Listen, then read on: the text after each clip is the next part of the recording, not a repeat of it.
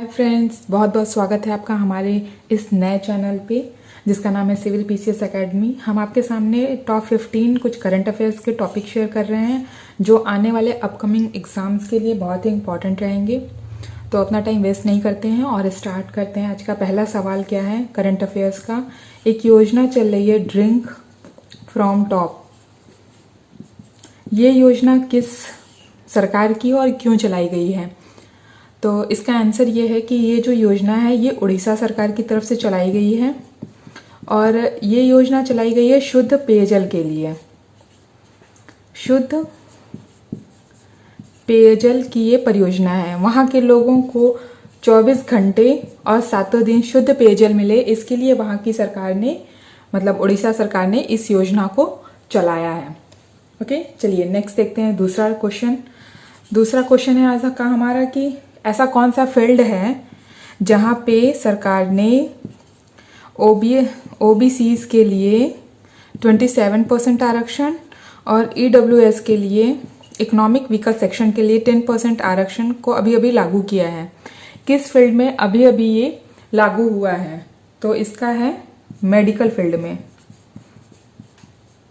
Medical course के लिए इसको लागू किया गया है। मेडिकल कोर्स के लिए ये स्वास्थ्य एवं परिवार कल्याण मंत्रालय के द्वारा ये लागू किया गया है। इसमें कहना है कि इसको लागू करने से लगभग 5,500 बच्चों को, ऐसे बच्चे जो आर्थिक और सामाजिक रूप से पिछड़े हुए हैं, उनको इसका लाभ मिलेगा, क्योंकि सरकार इस बात के लिए प्रतिबद्ध है कि पिछड़े और आर्थिक रूप से जो पिछड़े हुए लोग हैं उनको आरक्षण दिया जाए।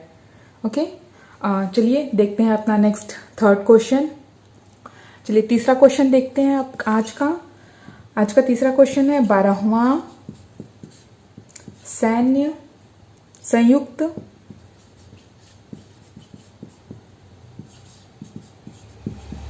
सैन्य अभ्यास इंद्र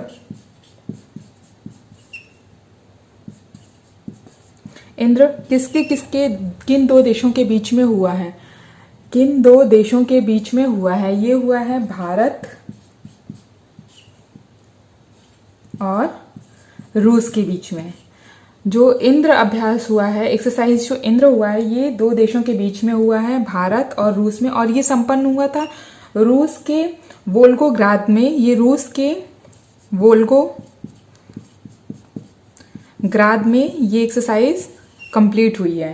ओके, ये हो गया थर्ड क्वेश्चन। चलिए देखते हैं नेक्स्ट क्वेश्चन क्या है। ओके, चौथा क्वेश्चन है गांव के बच्चों के लिए, जो गांव के बच्चे हैं, गांव के बच्चों के लिए एक प्ले स्कूल जैसा प्रोग्राम चलाया गया है।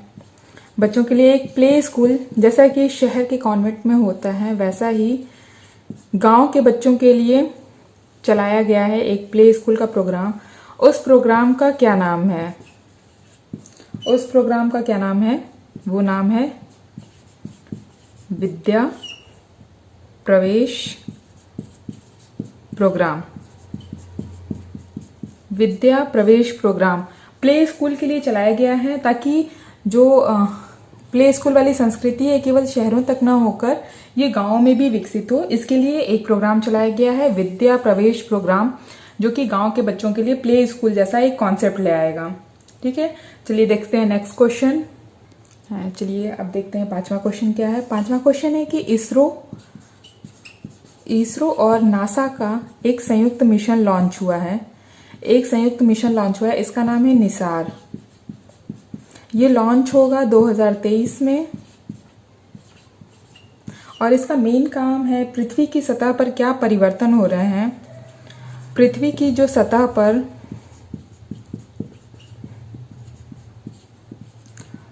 क्या क्या परिवर्तन हो रहे हैं, इसकी जानकारी इकट्ठा करना इस निसार का काम है। ठीक है, और निसार क्या क्या परिवर्तन हो रहे हैं इसकी जानकारी इकट्ठा करना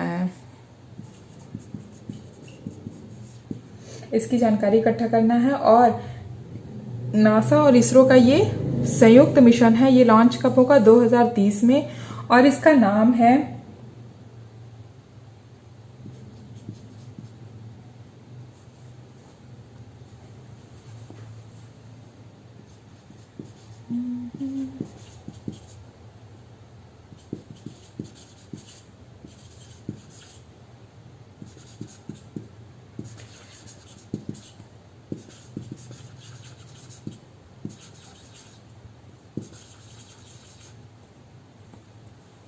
रडार, ठीक है, सिंथेटिक अपर्चर रडार, इसका ये नाम है। पृथ्वी की सतह पर क्या परिवर्तन हो रहे हैं, इसको नापना इसका मेन काम है। चलिए नेक्स्ट क्वेश्चन देखते हैं अब। छठा क्वेश्चन है आपका कि कोरोना टीकाकरण को, कोरोना का जो टीकाकरण है, उस कोरोना टीकाकरण को मंजूरी देने वाला पहला देश कौन सा बना था? पहला देश, ठीक है, कोरोना टीकाकरण को मंजूरी देने वाला पहला देश कौन सा था? इसका आंसर है ब्रिटेन, ठीक है, ब्रिटेन, ठीक है। कोरोना टीकाकरण को मंजूरी देने वाला, कोरोना टीकाकरण को मंजूरी देने वाला पहला देश कौन सा है? ब्रिटेन है।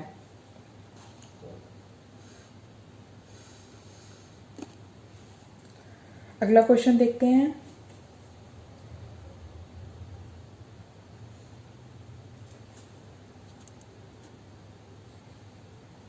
एक प्रोग्राम लॉन्च किया गया है अभी, AI फॉर ऑल। AI का मतलब होता है आर्टिफिशियली इंटेलिजेंस के बारे में। आर्टिफिशियली इंटेलिजेंस सभी के लिए ये प्रोग्राम लॉन्च हुआ है, 2 लोगों के सहयोग से लॉन्च हुआ है।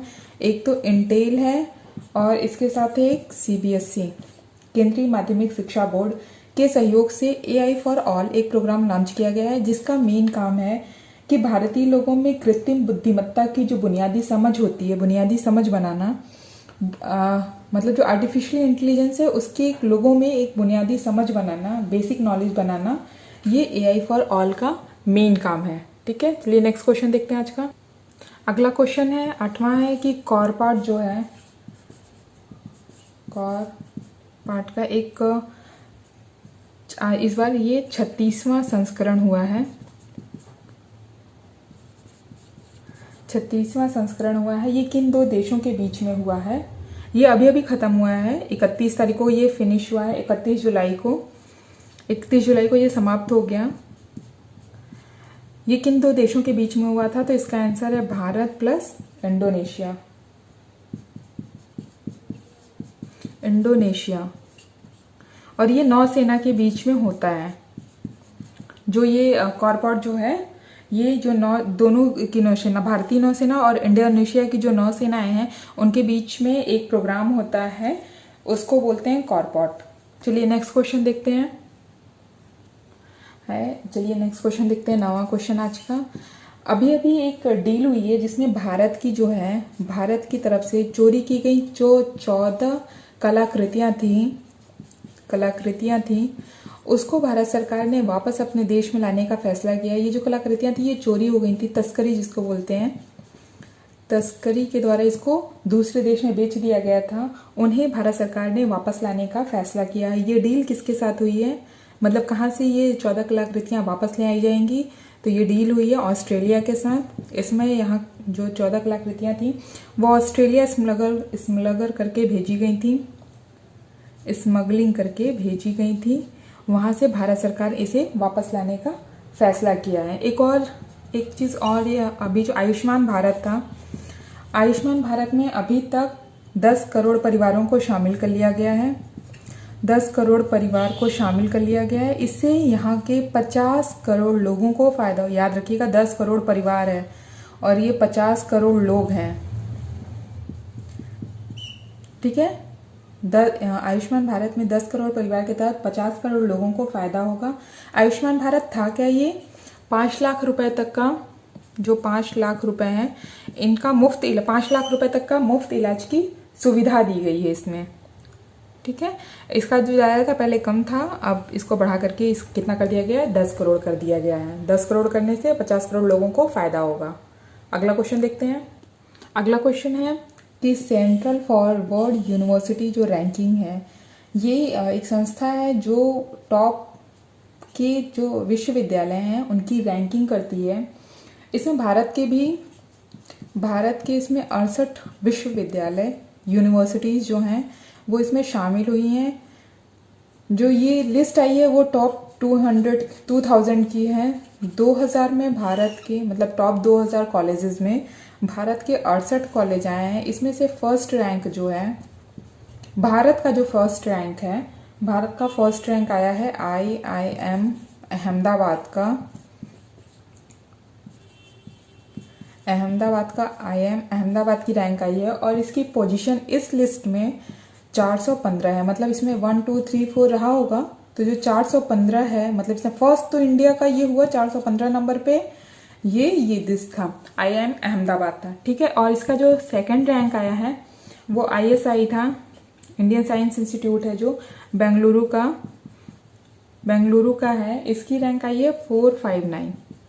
मतलब हम इतने पीछे हैं। ऊपर से 415वें नंबर पर भारत का पहला पोजीशन आता है अहमदाबाद का, और दूसरा आता है 459 पोजीशन पे बेंगलुरु ISI का। पहला IIM है, फिर ISI है, इंडियन साइंस इंस्टीट्यूट, ठीक है। तो चलिए आगे देखते हैं अगला क्वेश्चन। अगला क्वेश्चन है जो हमारा 12वां क्वेश्चन है, world environment day. World environment day जो होता है, वर्ल्ड इन्वायरमेंट डे होता है 5 जून को, ठीक है। हर साल ये मनाया जाता है वर्ल्ड इन्वायरमेंट डे, वैश्विक पर्यावरण दिवस बोलते हैं वर्ल्ड इन्वायरमेंट डे। इसकी हर साल एक प्रोग्राम होता है, हर साल एक थीम दी जाती है। तो 2021 की एक थीम रही है इसकी रीइमेजिन, रिक्रिएट और रीस्टार्ट। ये वर्ल्ड इन्वायरमेंट डे की थीम है, रीइमेजिन, रिक्रिएट एंड रीस्टार्ट। फिर से इमेजिन करना, फिर से बनाना, फिर से शुरू करना हर साल। और इसमें से 1 या 2 क्वेश्चन जो भी होता है, ये ऐसे जो भी प्रोग्राम होते हैं उसकी थीम कभी ना कभी एग्जाम में पूछी जाती है, ठीक है। पहली बार ये इन्वायरमेंट डे, जो फर्स्ट टाइम इन्वायरमेंट डे को मनाया गया था, वो 1974 से इसको स्टार्ट किया गया था। तब से हर साल वर्ल्ड इन्वायरमेंट डे 5 जून को मनाया जाता है, ओके। चलिए नेक्स्ट क्वेश्चन देखते हैं। चलिए अगला क्वेश्चन आपका है वैश्विक शांति सूचकांक, ठीक है। वैश्विक शांति सूचकांक, वैश्विक वर्ल्ड पीस इंडेक्स जो है, इस बार इसका 15वां जो संस्करण है वो लॉन्च किया गया है, 15वां संस्करण। और इसको जारी कौन करता है? एक संस्था है IEP, institute of economics and peace, एक संस्था है वो इसे लागू करती है। इस बार पहला जो पोजीशन है वो आइसलैंड का है, पहला जो पोजीशन है वो आइसलैंड का है। और द इंटरेस्टिंग थिंग कि आइसलैंड 2008 से ही पहले पोजीशन पर बना हुआ है, अभी तक ये फर्स्ट ही आ रहा है। 2008 से अभी 2021 होने वाला है, ये कॉन्टिन्यूसली अपनी पोजीशन पर स्टे किया हुआ है। 2008 से आइसलैंड ही पहला है वैश्विक शांति सूचकांक में। और इसमें भारत की पोजीशन जो थी, भारत की पोजीशन थी 135, ठीक है। 3 क्वेश्चन इसमें हो जाएंगे। वैश्विक शांति सूचकांक में कौन सा इस बार कौन सा संस्करण था? ये 15वां संस्करण था। इसे जारी करने वाली संस्था कौन सी है? Institute for economics and peace, institute for economics and peace. इसमें पहला पोजीशन किसका आया है, किस देश का? वो आइसलैंड का है। और भारत की कौन सी स्थिति है इस इंडेक्स में? तो भारत की स्थिति 135 है, ओके।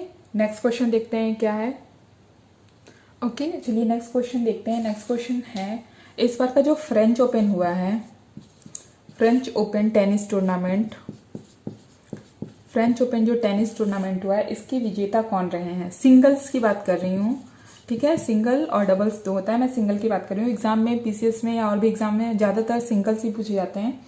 सिंगल्स जीता है नोवाक जोकोविच ने, नोवाक जोकोविच ने जीता है, जोकोविच ने जीता है ये, ठीक है। और ये कहाँ के हैं? ये सर्बिया के खिलाड़ी हैं, सर्बिया एक देश है, वहाँ के खिलाड़ी हैं। ये किसके विरुद्ध खेले थे? स्टेफानोस एक दूसरे प्लेयर थे। इनका जो इनके साथ में जो प्रतिद्वंदी थे उनका नाम है स्टेफानोस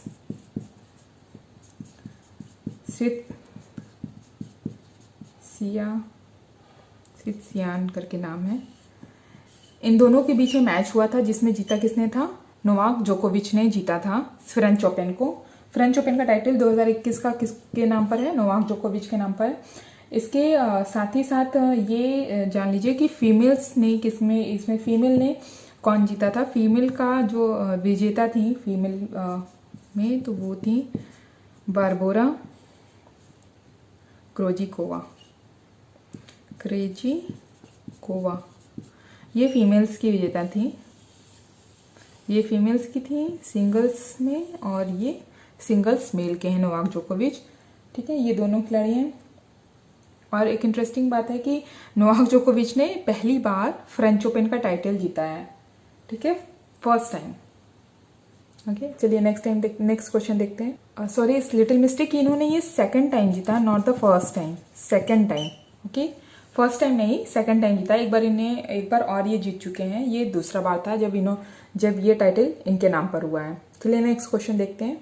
चलिए आज के सेशन का लास्ट क्वेश्चन है, 15th क्वेश्चन है कि अंतर्राष्ट्रीय योग दिवस, अंतर्राष्ट्रीय जो योग दिवस मनाया जाता है, योग दिवस मनाने का जो है वो कब, कितने तारीख को मनाते हैं? 21 जून को मनाया जाता है।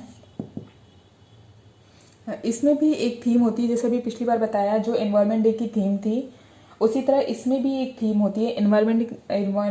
एनवायरनमेंट की जो थीम थी वो री इमेजिन, रिक्रिएट एंड रिस्टोर थी। और जो योग दिवस की थी, योग दिवस की थीम थी योगा, फेयरवेल, बीइंग। ठीक है, ये इस बार की थीम थी योग दिवस की। योग दिवस के बारे में एक है कि योग दिवस को किसने प्रस्तावित किया था? भारत ने इसको प्रस्ताव भेजा था संयुक्त राष्ट्र संघ को। संयुक्त राष्ट्र संघ ने इसको 11 दिसंबर 2014 में इस पर अपनी सहमति दे दी थी। तब से 174 देशों में ये योग दिवस मनाया जाता है। कितने तारीख को? 21 जून को। ठीक है, 21 जून को। इस बार की थीम थी योगा, फेयरवेल, बीइंग। बस आज के लिए इतना ही, फिर मिलते हैं आपसे एक नेक्स्ट वीडियो में अच्छे कुछ क्वेश्चंस के साथ। Okay, bye bye, take care.